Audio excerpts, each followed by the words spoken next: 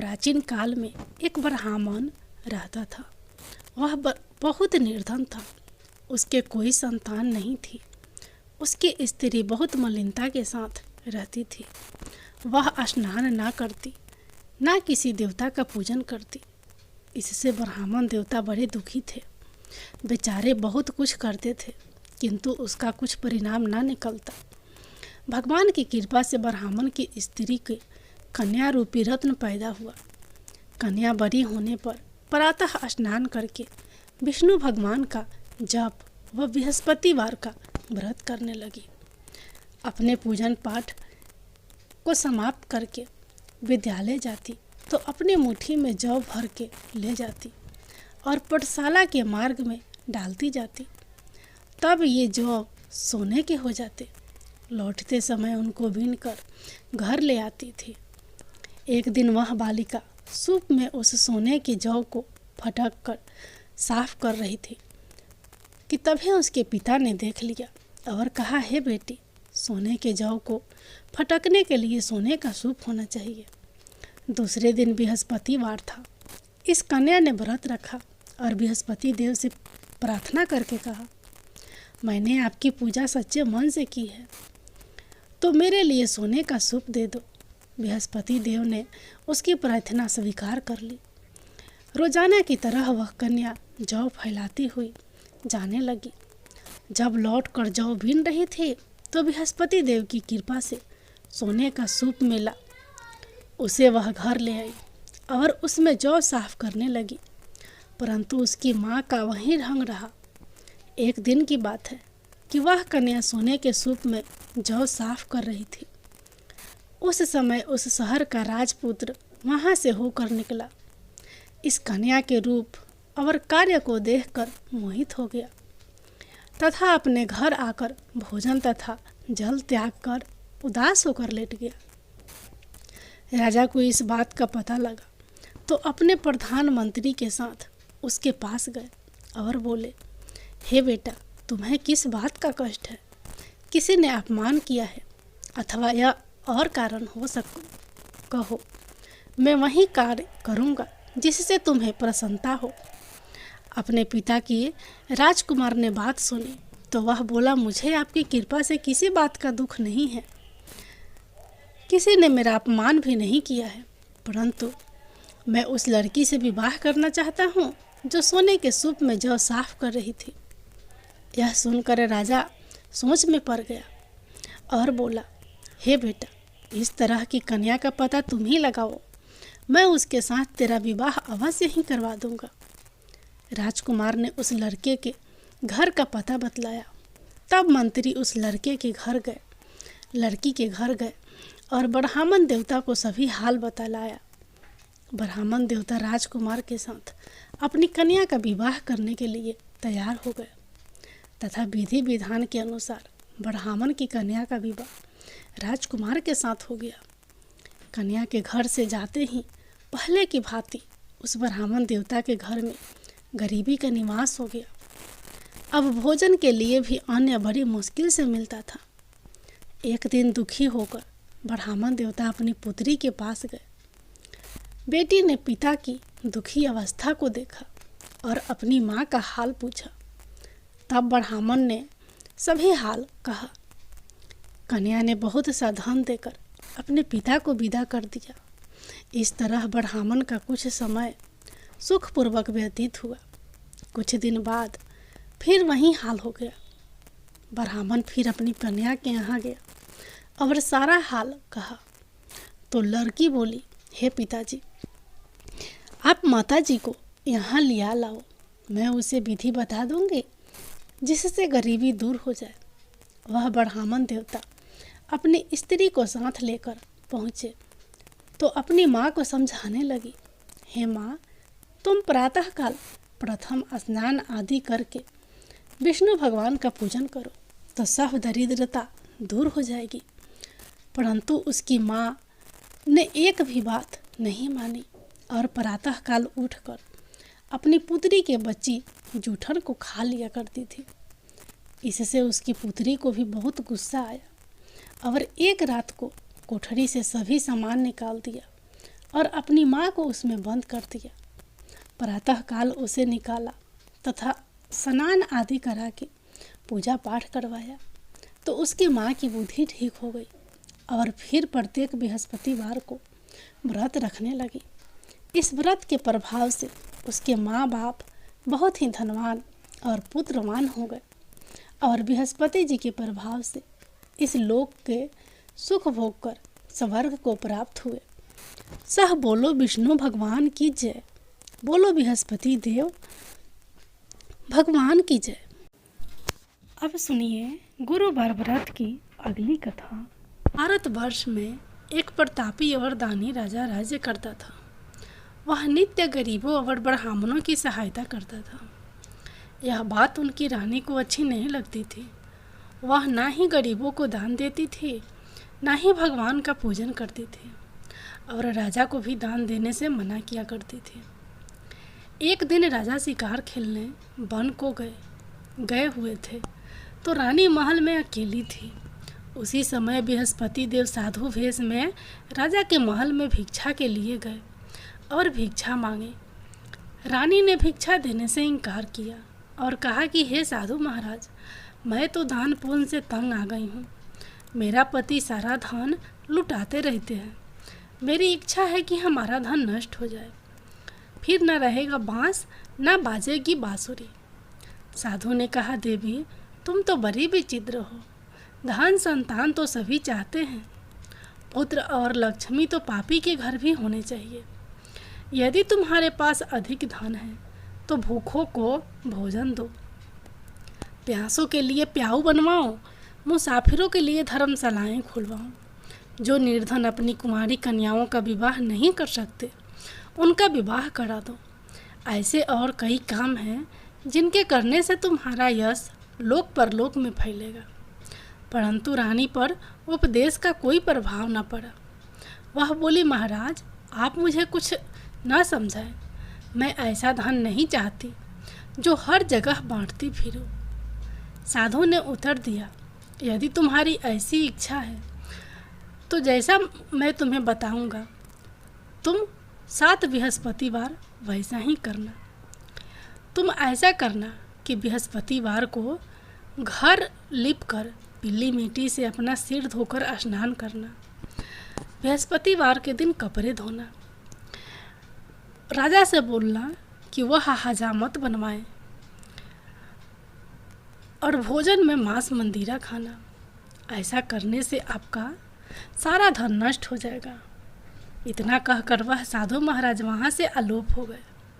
साधु के अनुसार कई बातों को पूरा करते हुए रानी को केवल 3 बृहस्पतिवार ही बीते थे कि उसकी समस्त धन संपत्ति नष्ट हो गई।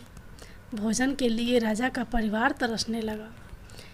तब एक दिन राजा ने रानी से बोला कि हे रानी, तुम यहीं रहो, मैं दूसरे देश के जाता हूँ, क्योंकि यहाँ पर सभी लोग मुझे जानते हैं, इसलिए मैं कोई छोटा कार्य नहीं कर सकता। ऐसा कहकर राजा परदेश चला गया। वहाँ वह जंगल से लकड़ी काटकर लाता और शहर में बेचता। इस तरह वह अपना जीवन व्यतीत करने लगा। इधर राजा के परदेश जाते ही रानी और दासी दुखी रहने लगी। एक बार जब रानी और दासी को 7 दिन तक बिना भोजन के रहना पड़ा तो रानी ने अपनी दासी से कहा कि हे दासी, पासी के नगर में मेरी बहन रहती है, वह बड़ी धनवान है, तो उसके पास जा और कुछ ले आ ताकि थोड़ी बहुत गुजर बसर हो जाए। दासी रानी के बहन के पास गई। उस दिन गुरुवार था और रानी की बहन उस समय बृहस्पतिवार व्रत की कथा सुन रही थी। दासी ने रानी की बहन को अपनी रानी का संदेश दिया, लेकिन रानी की बहन कोई उत्तर नहीं दिया। जब दासी को रानी की बहन से कोई उत्तर नहीं मिला तो वह बहुत दुखी हुई और उसे क्रोध भी आया। दासी ने वापस आकर रानी को सारी बात बता दी। सुनकर रानी ने अपने भाग्य को कोसा। उधर रानी की बहन ने सोचा कि मेरी बहन की दासी आई थी, परंतु मैं उससे नहीं बोली, इससे वह बहुत दुखी हुई होगी। कथा सुनकर और पूजा समाप्त करके वह अपनी बहन के घर आई और कहने लगी कि हे रानी, कहने लगी, हे बहन, मैं बृहस्पतिवार का व्रत कर रही थी। तुम्हारी दासी मेरे घर आई थी, परंतु जब तक कथा होती है तब तक ना तो उठते हैं और ना ही बोलते हैं, इसलिए मैं नहीं बोली। कहो दासी क्यों गई थी? रानी बोली, बहन, तुमसे क्या छिपाऊं, हमारे घर में खाने तक को अनाज नहीं था। ऐसा कहते कहते रानी की आंखें भर आई। उसने दासी समेत पिछले 7 दिनों से भूखे रहने तक की बात अपनी बहन को विस्तार पूर्वक सुना दी। रानी की बहन बोली, देखो बहन, भगवान बृहस्पति देव सबकी मनोकामना को पूर्ण करते हैं। देखो, शायद तुम्हारे घर में अनाज रखा हो। पहले तो रानी को विश्वास नहीं हुआ, पर बहन के आग्रह करने पर उसने अपनी दासी को अंदर भेजा तो उसे सचमुच अनाज से भरा एक घड़ा मिल गया। यह देखकर दासी को बड़ी हैरानी हुई। दासी रानी से कहने लगी कि हे रानी, जब हमको भोजन नहीं मिलता तो हम व्रत ही तो करते हैं, इसलिए क्यों ना इनसे व्रत और कथा की विधि पूछ ली जाए ताकि हम भी व्रत कर सकें। तब रानी ने अपने बहन से बृहस्पतिवार व्रत के बारे में पूछा। उसकी बहन ने बताया, बृहस्पतिवार के व्रत में चने की दाल और मुनाका से विष्णु भगवान का केले की जड़ में पूजन करें तथा दीपक जलाएं, व्रत कथा सुने और पीला भोजन ही करें। इससे बृहस्पति देव प्रसन्न होते हैं। व्रत और पूजन विधि बताकर रानी की बहन अपने घर को लौट गई। 7 दिन के बाद जब गुरुवार आया तो रानी और दासी ने व्रत रखा। घुड़ साल में जाकर चना और गुड़ ले आई, फिर उससे केले की जड़ तथा विष्णु भगवान का पूजन किया। अब पीला भोजन कहाँ से आए, इस बात को लेकर दोनों बहुत दुखी थे, चूँकि उन्होंने व्रत रखा था, इसलिए बृहस्पति देव उनसे प्रसन्न थे। इसलिए वे एक साधारण व्यक्ति का रूप धारण कर 2 थालों में सुंदर पीला भोजन दासी को दे गए। भोजन पाकर दासी प्रसन्न हुई और फिर रानी के साथ मिलकर भोजन ग्रहण किया। उसके बाद वे सभी गुरुवार को व्रत और पूजन करने लगी। बृहस्पति भगवान की कृपा से उनके पास फिर से धन संपत्ति आ गई, परंतु रानी फिर से पहले की तरह आलस्य करने लगी। तब दासी बोली, देखो रानी, तुम पहले भी इस प्रकार आलस्य करती थी, तुम्हें धन रखने में कष्ट होता था, इस कारण सभी धन नष्ट हो गया, और अब जब भगवान बृहस्पति की कृपा से धन मिला है तो तुम्हें फिर से आलस्य होता है। रानी को समझाते हुए दासी कहती है कि बड़ी मुसीबतों के बाद हमने यह धन पाया है, इसलिए हमें दान पुण्य करना चाहिए, भूखे मनुष्यों को भोजन कराना चाहिए और धन को शुभ कार्यों में खर्च करना चाहिए, जिससे तुम्हारे कुल का यश बढ़ेगा, स्वर्ग की प्राप्ति होगी और पितृ प्रसन्न होंगे। दासी की बात मानकर रानी अपना धन शुभ कार्यों में खर्च करने लगी, जिससे पूरे नगर में उसका यश फैलने लगा। एक दिन राजा दुखी होकर जंगल में एक पेड़ के नीचे आसन जमा कर बैठ गया। वह अपनी दशा को याद करके व्याकुल होने लगा। बृहस्पतिवार का दिन था। एकाएक उसने देखा कि निर्जन वन में एक साधु प्रकट हुए। वह साधु वेश में स्वयं बृहस्पति देवता थे। लकड़हारे के सामने आकर बोले, हे लकड़हारे, इस सुनसान जंगल में तू चिंतामग्न क्यों बैठा है? लकड़हारे ने दोनों हाथ जोड़कर प्रणाम किया और उत्तर दिया, महात्मा जी, आप सब कुछ जानते हैं, मैं क्या कहूँ? यह कहकर रोने लगा और साधु को अपनी आत्मकथा सुनाई। महात्मा जी ने कहा, तुम्हारी स्त्री ने बृहस्पतिवार के दिन बृहस्पति भगवान का निरादर किया है, जिसके कारण रुष्ट होकर उन्होंने तुम्हारी यह दशा कर दी। अब तुम चिंता को दूर करके मेरे कहने पर चलो तो तुम्हारे सब कष्ट दूर हो जाएंगे और भगवान पहले से भी अधिक संपत्ति देंगे। तुम बृहस्पतिवार के दिन कथा किया करो। 2 पैसे के चने मुनाका लाकर उसका प्रसाद बनाओ और शुद्ध जल से लोटे में शक्कर मिलाकर अमृत तैयार करो। कथा के पश्चात अपने सारे परिवार और सुनने वाले प्रेमियों में अमृत व प्रसाद बांटकर आप भी ग्रहण करो। ऐसा करने से भगवान तुम्हारी सब मनोकामनाएं पूरी करेंगे। साधु के ऐसे वचन सुनकर लकड़हारा बोला, हे प्रभु, मुझे लकड़ी बेचकर इतना पैसा नहीं मिलता जिससे भोजन के उपरांत कुछ बचा सकूं। मैंने रात्रि में अपनी स्त्री को व्याकुल देखा है। मेरे पास कुछ भी नहीं जिससे मैं उसकी खबर मंगा सकूं। साधु ने कहा, हे लकड़हारे, तुम किसी बात की चिंता मत करो। बृहस्पति के दिन तुम रोजाना की तरह लकड़ियां लेकर शहर को जाओ। तुमको रोज से 2 गुना धन प्राप्त होगा, जिससे तुम भली भांति भोजन कर लोगे तथा बृहस्पति देव की पूजा का सामान भी आ जाएगा। इतना कहकर साधु अंतर्धान हो गए। धीरे धीरे समय व्यतीत होने पर फिर वहीं बृहस्पतिवार का दिन आया।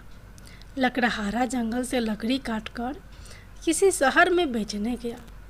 उसे उस दिन और दिन से अधिक पैसा मिला। राजा ने चना गुड़ आदि लाकर गुरुवार का व्रत किया। उस दिन से उसके सभी कलेश दूर हुए।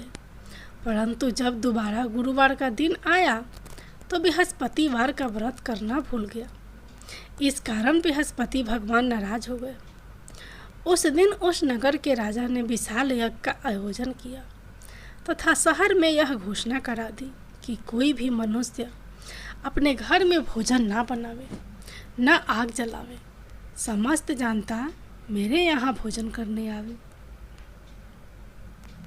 इस आज्ञा को जो ना मानेगा उसे फांसी की सजा दी जाएगी।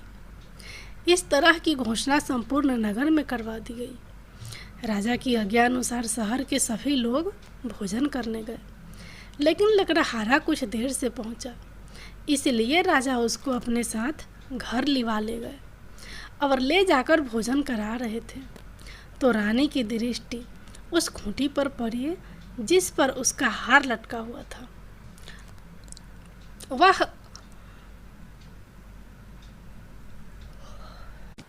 वहां पर दिखाई नहीं दिया। रानी ने निश्चय किया कि मेरा हार इस मनुष्य ने चुरा लिया है। उसी समय सिपाहियों को बुलाकर उसको कारागार में डलवा दिया। जब लकड़हारा कारागार में पड़ गया और बहुत दुखी होकर विचार करने लगा कि न जाने कौन से पूर्व जन्म के कर्म से मुझे यह दुख प्राप्त हुआ है, और उसी साधु को याद करने लगा जो कि जंगल में मिला था। उसी समय तत्काल बृहस्पति देव साधु के रूप में प्रकट हुए और उसकी दशा को देखकर कहने लगे, अरे मूर्ख, तूने बृहस्पति देव की कथा नहीं करी, इस कारण तुझे दुख प्राप्त हुआ है। अब चिंता मत कर, बृहस्पतिवार के दिन कारागार के दरवाजे पर 4 पैसे पड़े मिलेंगे, उनसे तू बृहस्पति देव की पूजा करना, तेरे सभी कष्ट दूर हो जाएंगे। बृहस्पति के दिन उसे 4 पैसे मिले। लकड़हारे ने कथा कही। उसी रात्रि को बृहस्पति देव ने उस नगर के राजा को सपने में कहा, हे राजा, तुमने जिस आदमी को कारागार में बंद कर दिया है वह निर्दोष है, वह राजा है, उसे छोड़ देना। रानी का हार उसी खूंटी पर लटका है। अगर तू ऐसा नहीं करेगा तो मैं तेरे राज्य को नष्ट कर दूंगा। इस तरह रात्रि के सपने को देखकर राजा प्रातः काल उठा और खूंटी पर हार देखकर लकड़हारे को बुलाकर क्षमा मांगी तथा लकड़हारे को योग सुंदर वस्त्र आभूषण देकर विदा कर दिया। बृहस्पति देव की आज्ञा अनुसार लकड़हारा अपने नगर को चल दिया। राजा जब अपने नगर के निकट पहुंचा तो उसे बड़ा आश्चर्य हुआ। नगर में पहले से अधिक बाग, तालाब, कुएं तथा बहुत सी धर्मशाला, मंदिर बन गई। राजा ने पूछा कि यह किसका बाग और धर्मशाला है। तब नगर के लोग कहने लगे कि यह सब रानी और दासी के है। तो राजा को आश्चर्य हुआ और गुस्सा भी आया। जब रानी ने यह खबर सुनी कि राजा आ रहे हैं तो उन्होंने दासी से कहा कि हे दासी, देख, राजा हमको कितनी बुरी हालत में छोड़ गए थे। हमारी ऐसी हालत देखकर वह लौट न जाए, इसलिए तू दरवाजे पर खड़ी हो जा। रानी की आज्ञा अनुसार दासी दरवाजे पर खड़ी हो गई। राजा आए तो उन्हें अपने साथ लिवा लाई। तब राजा ने क्रोध करके अपनी रानी से पूछा कि यह धन तुम्हें कैसे प्राप्त हुआ है। तब उन्होंने कहा, हमें यह धन बृहस्पति देव के इस व्रत के प्रभाव से प्राप्त हुआ है। राजा ने निश्चय किया कि 7 रोज बाद तो सभी बृहस्पति देव का पूजन करते हैं, परंतु मैं प्रतिदिन दिन में 3 बार कहानी तथा रोज व्रत किया करूँगा।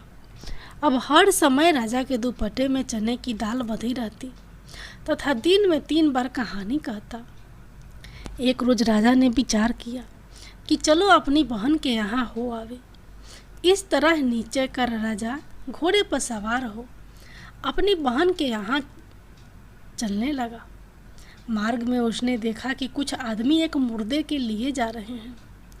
उन्हें रोक कर राजा कहने लगा, अरे भाइयों, मेरी बृहस्पति देव की कथा सुन लो।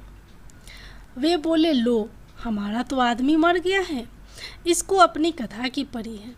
परंतु कुछ आदमी बोले, अच्छा कहो, हम तुम्हारी कथा भी सुनेंगे। राजा ने दाल निकाली और जब कथा आधी हुई थी कि मुर्दा हिलने लग गया, और जब कथा समाप्त हो गई तो राम राम करके मनुष्य उठकर खड़ा हो गया। आगे मार्ग में उसे एक किसान खेत में हल चलाता मिला। राजा ने उसे देख और उससे बोले, अरे भैया, तुम मेरी बृहस्पतिवार की कथा सुन लो। किसान बोला, जब तक मैं तेरी कथा सुनूंगा तब तक 4 हरैया जोत लूँगा। जा अपनी कथा किसी और को सुनाना। इस तरह राजा आगे चलने लगा। राजा के हटते ही बैल पछाड़ खाकर गिर गए तथा किसान के पेट में बड़ी जोर से दर्द होने लगा। उस समय उसकी माँ रोटी लेकर आई। उसने जब यह देखा तो अपने पुत्र से सब हाल पूछा और बेटे ने सभी हाल कह दिया। तो बुढ़िया दौड़ी दौड़ी उस घुड़सवार के पास गई और उससे बोली कि मैं तेरी कथा सुनूंगी, तू अपनी कथा मेरे खेत पर चलकर ही कहना। राजा ने बुढ़िया के खेत पर जाकर कथा कही, जिसके सुनते ही वह बैल उठकर खड़े हुए तथा किसान के पेट का दर्द भी बंद हो गया। राजा अपनी बहन के घर पहुंचा। बहन ने भाई की खूब मेहमानी की। दूसरे रोज प्रातःकाल राजा जगा तो वह देखने लगा कि सब लोग भोजन कर रहे हैं। राजा ने अपनी बहन से कहा, ऐसा कोई मनुष्य है जिसने भोजन नहीं किया हो तो मेरी बृहस्पतिवार की कथा सुन ले। बहन बोली, हे भैया, यह देश ऐसा ही है कि पहले यहाँ लोग भोजन करते हैं, बाद में अन्य काम करते हैं। अगर कोई पड़ोस में हो तो देखकर आती हूँ।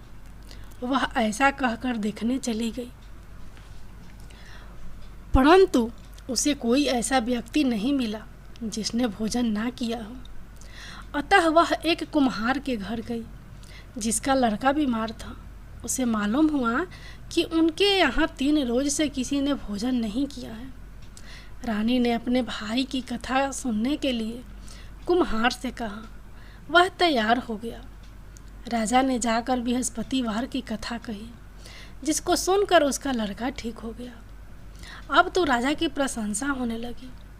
एक रोज राजा ने अपनी बहन से कहा कि हे बहन, हम अपने घर को जाएंगे, तुम भी तैयार हो जाओ। राजा की बहन ने अपनी सास से कहा। सास ने कहा, चली जा, परंतु अपने लड़कों को मत ले जाना, क्योंकि तेरे भाई के कोई औलाद नहीं है। बहन ने अपने भैया से कहा, हे भैया, मैं तो चलूँगी पर कोई बालक नहीं जाएगा। राजा बोला, जब कोई बालक नहीं चलेगा तब तुम ही क्या करोगी जाकर। बड़े दुखी मन से राजा अपने नगर को लौट आया। राजा ने अपनी रानी से कहा, हम निसंतान हैं, हमारा मुंह देखने का धर्म नहीं है और कुछ भोजन नहीं किया। रानी बोली, हे प्रभु, बृहस्पति देव ने हमें सब कुछ दिया है, वह हमें औलाद अवश्य देंगे। उसी रात को बृहस्पति देव ने राजा के सपने में आकर कहा, हे राजा, उठ, सभी सोच त्याग दे, तेरी रानी गर्भ से है। राजा की यह बात सुनकर बड़ी खुशी हुई। 9वें महीने में उसके गर्भ से एक सुंदर पुत्र पैदा हुआ।